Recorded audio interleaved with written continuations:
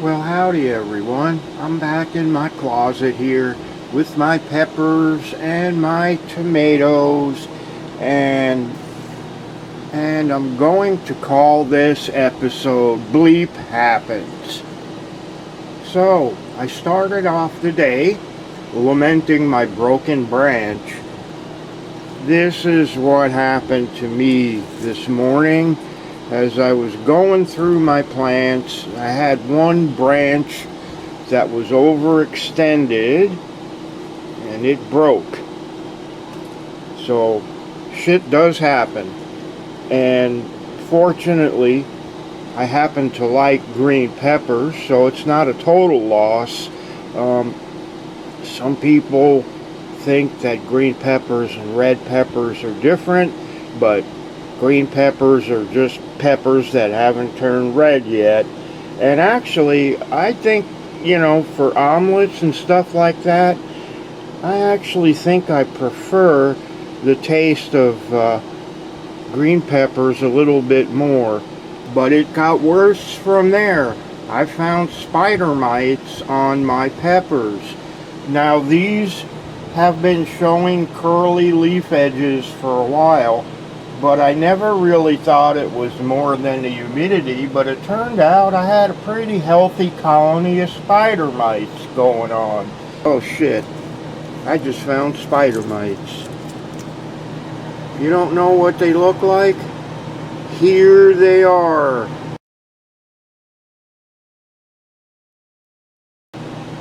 I might spray these to get rid of the spider mites. It's always good to check your plants. And I'm surprised I didn't notice this before, although maybe they just took hold. But I will take care of it. And I guess at this point, I'm gonna have to say, yes, indeed, shit does happen. So, I don't know where they came from. Spider mites are everywhere. They're not that uncommon, and you can get them, you can bring them in on a shirt sleeve or something like that. This closet's been pretty isolated, so I'm kind of surprised, but maybe they've been there for a while and I just didn't notice because they weren't making their tents yet. What I do, and it's kind of drastic, but the best thing to do is to do a leaf strip. I mean, get off all the extra foliage that your plants have because you probably have mites on it. You also want to be really careful when you get rid of it that you don't spread mites to other parts of your garden. You can use insecticidal soap, which you have to cover the entire plant, and it will suffocate them. But then you'll need to come back again in about a week because there's probably eggs that are going to hatch, and you have to get every inch of that plant covered for that to work.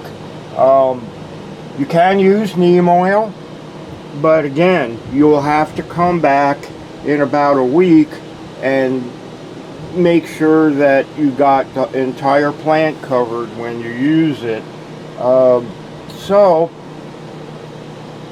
mystery solved, and I'm gonna have to take care of this. I'm gonna go in and strip the leaves.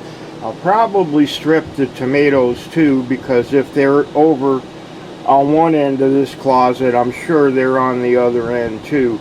Oh boy, bleep does truly happen, and it usually happens when you least expect it, but that's part of gardening.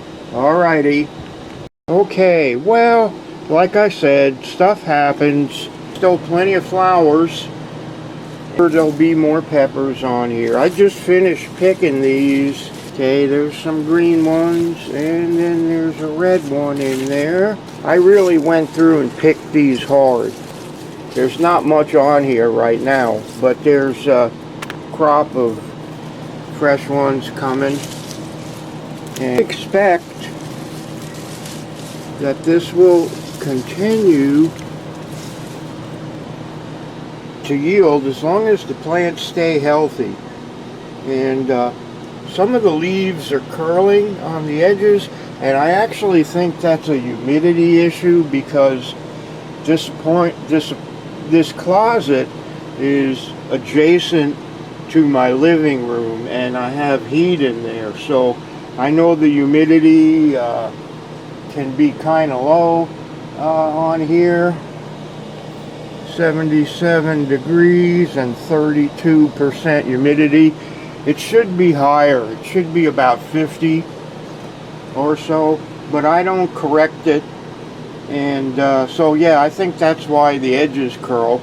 And I expect this closet to keep on going. I put this tomato up on the trellis because it seemed to want to climb. I'm not quite sure it's a determinate tomato. Whatever it is, it's doing its thing, and I guess that's about all you can really ask of a plant, is that it does its thing. So, you know, and I've cut it back before, and you're not supposed to, according to conventional wisdom, prune determinate tomatoes, but like I said, anyway, this is an early girl, and I'm going to stop calling it a determinate version because it doesn't really seem to be.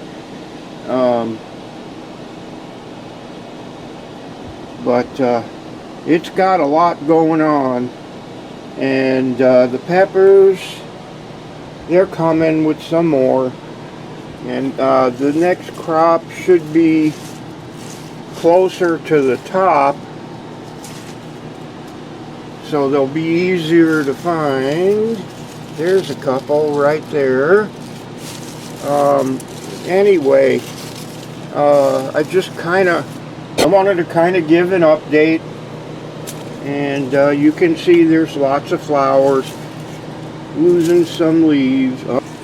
So what's going on in here, this tomato plant is gone crazy, and this is an early girl. Now, ordinarily, early girl is supposed to be an indeterminate variety, but supposedly this one was doctored to become determinate. I'm not quite sure that's true. This plant is climbing. You can see there's tomatoes up here. It's still flowering like crazy. There's tomatoes down here.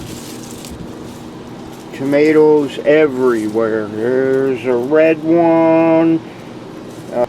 It's vined out quite a bit. And normally that's not the way a bush tomato grows. So I think they might have missed the mark or something, because I don't really feel like this is a determinate plant. You know, they say you're not supposed to prune them because they need the leaves to ripen the fruit, and conventional wisdom says once they fruit, they pretty much die back, and that's not the case. I've picked a shopping bag full of tomatoes off this plant already, and you can see it's not stopping, and I am not hand pollinating this. It's just, I'm just letting it go natural. So this plant looks like it's here.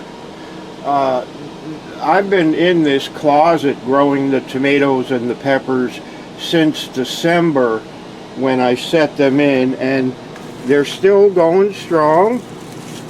We still got peppers down here. What I think happened is that this tomato plant has shaded this pepper plant here on the end and forced it to grow a long branch out, and it snapped off. So stuff happens. Well, this rounds off a perfect morning. I think everything that could happen has happened, and I'm going to say goodbye. Take good care of yourselves. See y'all later, and don't forget, keep it green. All righty.